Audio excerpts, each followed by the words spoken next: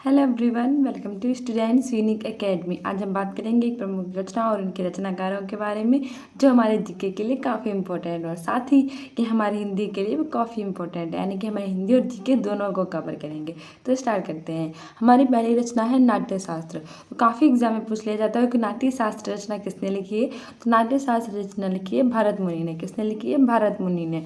तो हम इसे याद कर सकते हैं, यहाँ पे आ रहा है नाटक और यहाँ पे आ रहा है मुनि, भरत मुनि। यानी जो मुनि लोग होते हैं वो काफ़ी नाटक करते हैं ना, तो हम ऐसा कर ले सकते हैं कि नाट्य शास्त्र रचना लिखी है भरत मुनि ने। दूसरा हमारा है काव्य अलंकार। जो काव्य अलंकार है वो लिखी गई है भामेय के द्वारा। किसके? भामेय के द्वारा। तीसरी हमारा है काव्यादर्श। काव्यादर्श लिखा गया है दंडी के द्वारा। किसके? दंडी के द्वारा। चौथा हमारा है ध्वन्यालोक। ध्वन्यालोक लिखा गया है आनंदवर्धन के द्वारा। किसके? आनंदवर्धन। आनंद आता है ना, कोई ध्वनि मतलब काफ़ी चीज़ें होती है तो लोगों को क्या आता है? आनंद आता है। ठीक है, ऐसे याद कर सकते हैं। और आगे बढ़ते हैं। आगे हमारी इंपॉर्टेंट है अष्टाध्यायी। अष्टाध्यायी काफ़ी इंपॉर्टेंट है और मोस्टली एग्जाम में पूछ ली जाती है कि अष्टाध्यायी किसके द्वारा लिखी गई है। तो अष्टाध्यायी लिखी गई है पाणिनि के द्वारा। किसके? पाणिनि के द्वारा। ठीक है। अष्ट मतलब 8 और पाणी मतलब होता है हाथ। तो किसके हाथ? अष्ट हाथ, यानी कि अष्टाध्यायी अष्ट हाथ है उसके, तो पाणिनि के हैं। तो कैसे ऐसे याद कर सकते हैं। आगे हमारे यहाँ जम्बवती विजयम। जम्बवती विजयम लिखी गई है, ये भी हमारी पाणिनि के द्वारा। ठीक है, दोनों पाणिनि के द्वारा, लेकिन अष्टाध्यायी काफ़ी इंपॉर्टेंट है मोस्ट, तो ये बहुत ही अच्छे से याद कर लेना। आगे हमारी ये स्वर्गारोहण। स्वर्गारोहण लिखी गई है कात्यायन के द्वारा। किसके द्वारा? कात्यायन के द्वारा। आगे हमारी है महानंद काव्य। महानंद काव्य लिखी गई है पतंजलि के द्वारा। किसके द्वारा? पतंजलि के द्वारा। महानंद काव्य। आगे हमारी है राजतरंगिणी। हाथ से ज़्यादा एग्जाम में पूछी जा चुकी है ये राजतरंगिणी। किसकी पुस्तक है? राजतरंगिणी पुस्तक है कल्हड़ की। ठीक है, कल्हड़ की सबसे इंपॉर्टेंट है, एक हमारी अष्टाध्यायी इंपॉर्टेंट है और एक है राजतरंगिणी। राजतरंगिणी किसकी पुस्तक है? कल्हड़ की। ठीक है, ऐसे याद कर सकते हैं कि राज और राज जो था उसके क्या क्या रहता था? तरंगिणी के साथ। राज जो था वो तरंगिणी के साथ हर समय कलह करता रहता था। क्या करता रहता था? कलह से कल्हड़ याद कर सकते हैं। ठीक है, आगे हमारी है ऋतु संहारम। कौन सी पुस्तक है? ऋतु संहारम किसकी है?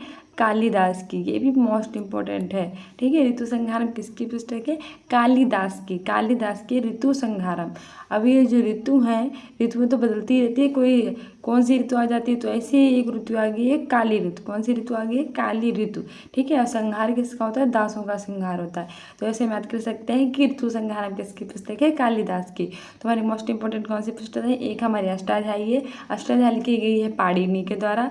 एक हमारी है राजतरंगिणी लिखी गई है कल्हड़ के द्वारा। एक हमारी ऋतु संहारम लिखी गई है कालिदास के द्वारा। ठीक है, आगे देखते हैं हमारी कौन सी इंपॉर्टेंट है बुक। ये आगे हमारी है कुमार संभवम जो लिखी गई है वो लिखी गई है कालिदास के द्वारा। कुमार संभवम किसके द्वारा लिखी गई? कालिदास के द्वारा।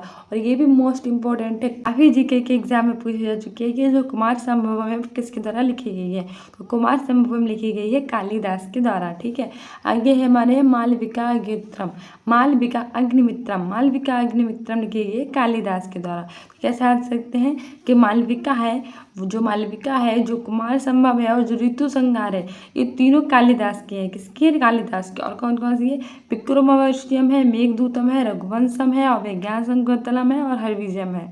ठीक है, लिखी गई है कालिदास के द्वारा। तो कालिदास की सारी मोस्ट इंपॉर्टेंट है, पर मोस्ट इंपॉर्टेंट हमारी जो सबसे ज़्यादा इंपॉर्टेंट है उसमें हमारी है एक तो कुमार संभवम, एक हमारी है मालविका अग्निमित्रम, एक है मेघदूतम, एक है रघुवंशम, एक है अभिज्ञान शाकुंतलम। ठीक है, क्योंकि काफ़ी एग्जाम में ये वाली जो है। आगे हमारा है हरविजयम जो है वो लिखी किसकी रचना है? रत्नाकार की है, रत्नाकार की। बुद्ध चरितम काफ़ी एग्जाम में पूछी जाएगी ये बुद्ध चरितम रचना किसकी है? तो बुद्ध चरितम रचना है हमारी अश्वघोष की। किसकी? अश्वघोष की रचना है बुद्ध चरितम। आगे हमारा सौंदर्यनंद किसकी है? अश्वघोष की। सौंदर्यनंद किसकी है? अश्वघोष की। ठीक है, आगे बढ़ते हैं। नाटक। हनुमान नाटक लिखिए दामोदर मिश्र ने। किसने लिखी है? दामोदर मिश्र ने।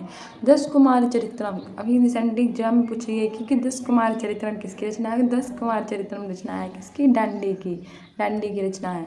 अवंती सुंदरी, अवंती सुंदरी रचना है डांडी की। ये भी डांडी की दो रचना है, 10 कुमार चरित्रम और अवंती सुंदरी। हर्षचरितम, हर्षचरितम रचना है बाणभट्ट की। किसकी रचना है? हर्षचरित्रम। हर्षचरित्रम हमारी रचना है बाणभट्ट। आगे हमारा है पार्वती परिणय। पार्वती परिणय जो है वो रचना है बाणभट्ट की। ठीक है, पार्वती परिणय, चंडी शतक और कादम्बरी। कादम्बरी तो काफ़ी एग्जाम में पूछेगी। कादम्बरी किसकी रचना है? कादम्बरी रचना है बाणभट्ट की। और चंडी शतक ये भी रचना है बाणभट्ट की।